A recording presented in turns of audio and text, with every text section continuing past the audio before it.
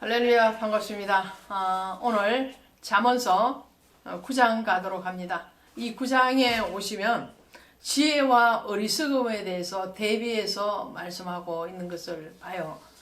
그래서 9장 1절부터 6절까지는 지혜로의 초청입니다. 지혜로 들어오라 초청하고 있죠. 그 다음에 9장 13절부터 18절까지는 어리석음으로의 초대입니다. 지혜로운 여인이 있고요, 어리석은 여인이 있어요. 그 두 여인이 똑같이 자기에게 오라고 초청을 하고 있어요. 그 결과에 대해서는 9장 7절부터 12절까지 어리석은 자의 초청을 받았을 때에 거기에 응했을 때에 나온 결과가 어떠한 것이고, 지혜로운 자의 초청에 응했을 때에 오는 결과가 어떤 것인가에 대해서는 중간에서 다루고 있습니다. 그러면 이 9장의 전체의 맥을 보면요, 지혜로운 자와 어리석은 자의 초청에 대해서 반응하는 두 부류, 그죠? 인생은 두 부류라고 그랬죠? 예수님을 중심으로 해서 믿는 자와 믿지 아니하는 자, 그죠? 복 있는 자와 복 없는 자, 의인과 악인, 지혜로운 자와 어리석은 자, 영원한 생명에 들어가는 자와 영원한 심판에 들어가는 자, 이렇게 인생은 두 부류인데 이 두 부류를 9장에서 정리하면서 잠언서에서 보면은 잠언서 1장부터 8장까지의 두 부류에 대해서 9장에서 함축하고 그것을 우리에게 보여주고 있습니다. 전체적인, 잠언서 전체적인 주제일 뿐만 아니라 1장부터 8장까지의 요약의 말씀이라고 생각을 하시면 되겠습니다. 그러면 한 절 한 절 우리가 보게 될 텐데요. 9장 1절에 보시면 지혜가 그의 집을 짓고 일곱 기둥을 다듬고 이렇게 나오죠. 지혜가 집을 짓는다. 이 말은 무슨 말이죠? 지혜는 곧 누구라고 그랬어요? 하나님, 그죠? 하나님의 지혜의 근본이 되시니까요. 또 그 하나님은 누구시죠? 예수님이시죠. 그러면 지혜로 집을 짓는다는 것은 하나님의 안에서 예수의 집을 짓는 거죠. 이 말씀이 반석 위에 집을 짓는 것과 같은 거죠. 마태복음 7장 22절에 나오는 반석 위에 집을 짓는 자는 어떻게 되는 거예요? 그 집은 어떤 집이라고 그랬어요? 7장 24절이네요. 그러므로 누구든지 나의 이 말을 듣고 행하는 자는 그 집을 반석 위에 지은 지혜로운 사람 같으니 그랬죠. 반석 위에 지은 지혜로운 사람, 그 집은 어떻게 무너지지 않는다는, 무너지지 않는, 주추를 반석 위에 놓은 까닭이요. 반석은 누구시죠? 반석은 예수지요. 그러니까 지혜는 하나님이요, 하나님은 곧 예수지요, 예수는 곧 말씀이다라는 거예요. 그래서 지혜의 집을 지었다는 것은 예수의 집을 지었다, 말씀의 집을 지었다, 이런 말이 되겠죠. 신앙 안에서 집을 지은 거죠. 그 집은 어떤 집이 되겠어요? 무너지지 않는 집, 그죠? 오늘 9장 1절에서는 일곱 기둥을 다듬었다 그랬어요. 일곱 기둥이라는 것은, 기둥은 집을 떠받치고 있는 거죠. 근데 그 떠받치고 있는 기둥이 7개라는 거예요. 7은 완전수를 얘기합니다. 그래서 말씀의 반석에 집을 지은 그 집은 완전한 집, 온전한 집이라는 거죠. 그 집 안에서 지금 무엇이 이루어지냐면 잔치가 베풀어지고 있어요. 그 잔치에 대해서 2절에서 말해요. 짐승을 잡으며 포도주를 혼합하여 상을 갖추고 그렇게 했어요. 짐승을 잡고 포도주를 혼합했대. 이 포도주 원액에다가 물을 희석해서 유대인들은 마셨다고 그러죠. 맛을 가미해서. 자, 이 짐승을 잡고 잔치를 베푸는 거예요. 혼인 잔치를 베푸는 거죠. 천국 잔치를 베푸는 거예요. 그러면 그 잔치에 사람들을 부르잖아. 여종을 보내어 성중 높은 곳에서 불러 이르기를 어리석은 자는 이리로 돌이키라. 또 지혜 없는 자에게 너는 와서 내 식물을 먹으며 내 혼합한 포도주를 마시고 어리석음을 버리고 생명을 얻으라. 생명으로의 초청.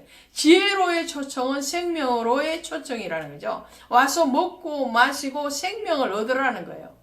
이사야서 55장에 가시면 이런 말씀이 있어요. 오라 너희 목마른 자들아 물로 나오라. 무도 없는 자도 오라. 너희는 와서 사 먹되 돈 없이 값 없이 와서 포도주와 젖을 사라. 할렐루야. 이 포도주와 젖을 사래요. 오늘 잠언서 9장에서도 와서 포도주를 먹고 식물을 먹으라고 그러죠. 먹고 어떻게 해요? 생명을 얻으라. 그 포도주와 식물이 뭐예요? 바로 지혜라는 거죠. 말씀이라는 거죠. 예수라는 거죠. 예수님께서 마지막 6월절 성찬 예식을 제정하시면서 말씀을 하시잖아요. 떡을 떼어서 주시면서 이것을 받아 먹어라.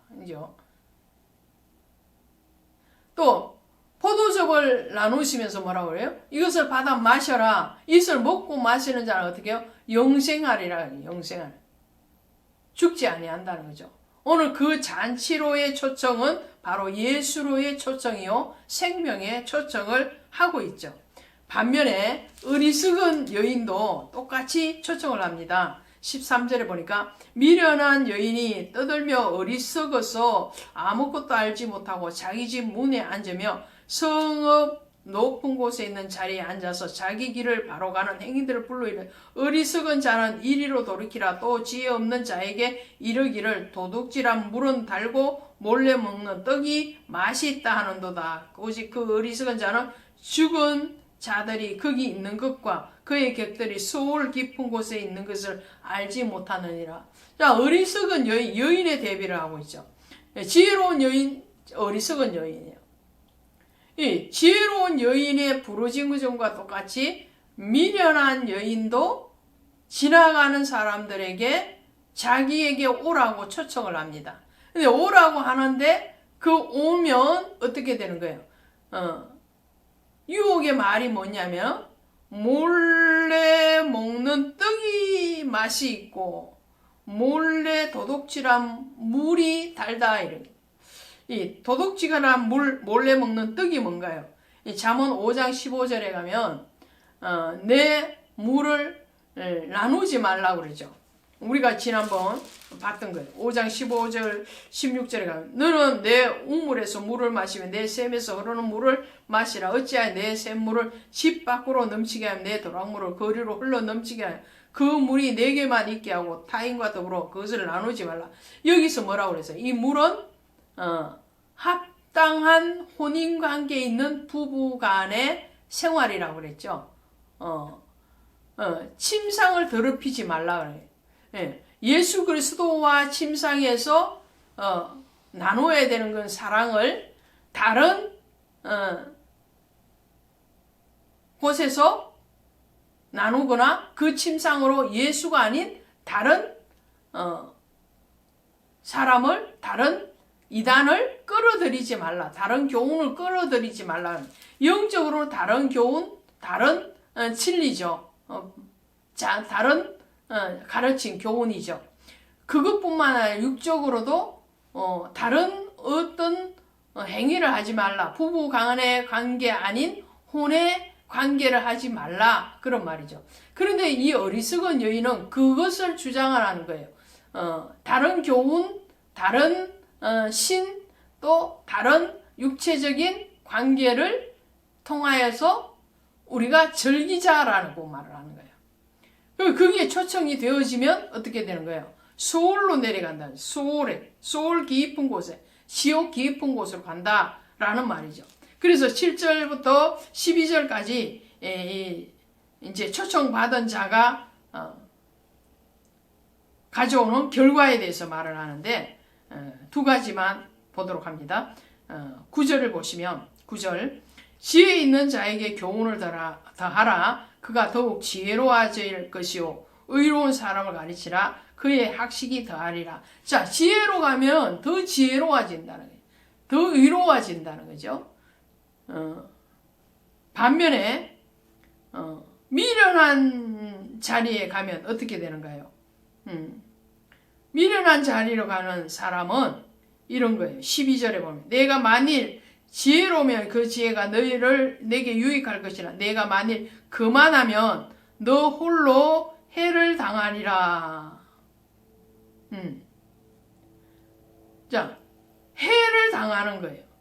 그 해가 뭐냐 하면 사망이죠. 소홀이죠. 자, 그러므로 오늘 이 지혜와 어리석음에 대비되어질 때에 우리는 당연히 지혜 쪽으로 가게끔 하셔야 되겠죠. 지혜를 가야 되겠죠. 지혜를 가는데 어떻게 가겠느냐는 거예요. 우리는 지금 제가 지금 말씀을 전해드릴 때는 당연히 지혜로 가야지. 당연히 지혜에 가서 먹고 마시고 생명을 얻어야지. 그런 결론이 나오는데 우리 삶과 신앙에서 지혜를 어떻게 선택하겠느냐는 거예요. 그것은 이게 지혜다, 이게 어리석음이다, 딱 머리에 띠를 띠고 우리에게 가르쳐 주는 것이 아니잖아요. 다 혼합되어져 있잖아요. 그 혼합되어져 있는 가운데서 무엇이 지혜고 무엇이 어리석음인가를 어떻게 알겠느냐는 거예요. 그것은 무엇이라고요? 말씀 안에 있다는 거예요. 말씀. 그래서 하나님은 우리에게 이 말씀을 기준으로 해서 심판을 하신다고 그랬어요. 이 말씀을 쫓아서 가야 돼. 그러면 뭘 알아야 되는 거예요? 말씀을 알아야 되는 거죠. 말씀이 우리를 지도하는 거죠. 그리고 그 말씀이 또 우리에게 영적인 각성을 일으키게 하고 양심을 움직이게 하시죠. 그러므로 오늘 반석 위에 7 기둥이 세워진 그런 집을 지으려면 그 반석 되시는 예수를 알아야 되고 그 예수이신 말씀이 육신이 되어 오신 분이 예수님이시잖아요. 그러면 성경을 우리는 더 많이 가까이 해야 된다는 결론이 나오는 거죠. 진리의 말씀을 가까이 하심으로 지혜 있는 자의 편에 속하시고 그 지혜로의 초청에 응답하셔서 생명을 얻기에 부족함이 없는 저와 여러분 되시기를 바랍니다. 고맙습니다.